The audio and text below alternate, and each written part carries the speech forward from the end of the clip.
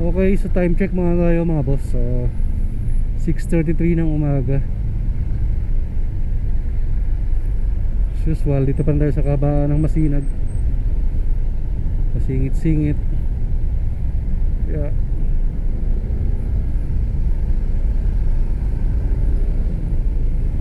So kailangan lang natin mag-ingat pagdating sa mga singitan kasi baka makasagi tayo ng side mirror ng kapwa natin motorista. Kaya ganyan lang, mapagalitan tayo. So mapapansin nyo medyo malat pa yung boses ko. Ay, di ako tinigilan ng ubo ko.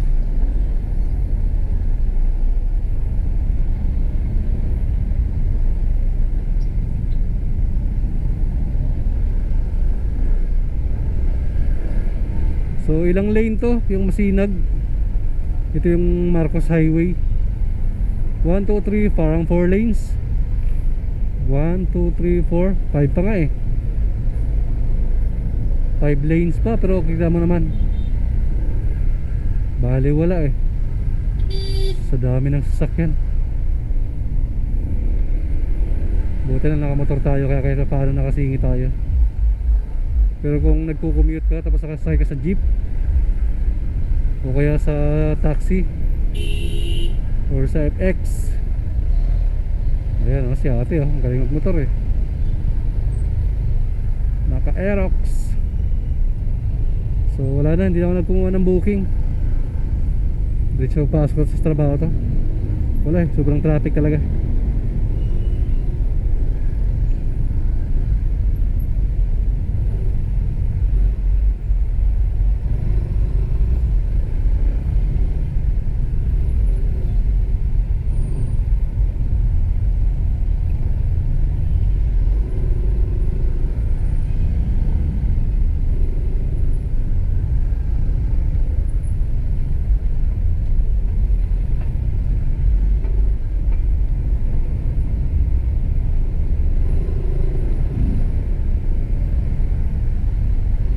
Nakakatamad na mag-pick up ng pasahero pag ganito ka traffic. Okay, total tayo papasok naman sa trabaho kaya ayos lang.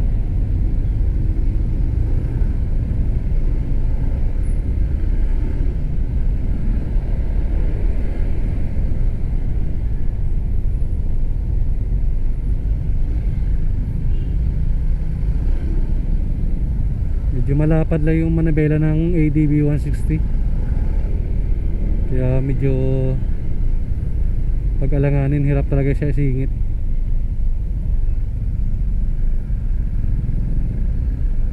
Mas madali ko pa maisingit yung CBR ko dati eh, kasi medyo makitid lang yung manabela nun.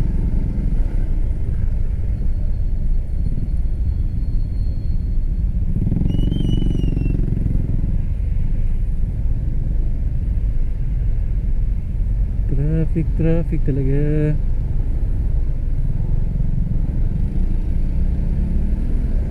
Kailangan na mahabang pasensya mga boss pag sa mga ganito katinding traffic. Huwag idaan sa init ang ulo.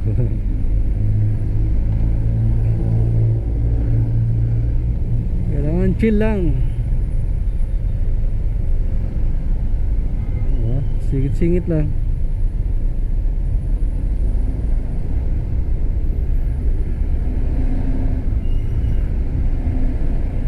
Tinding traffic.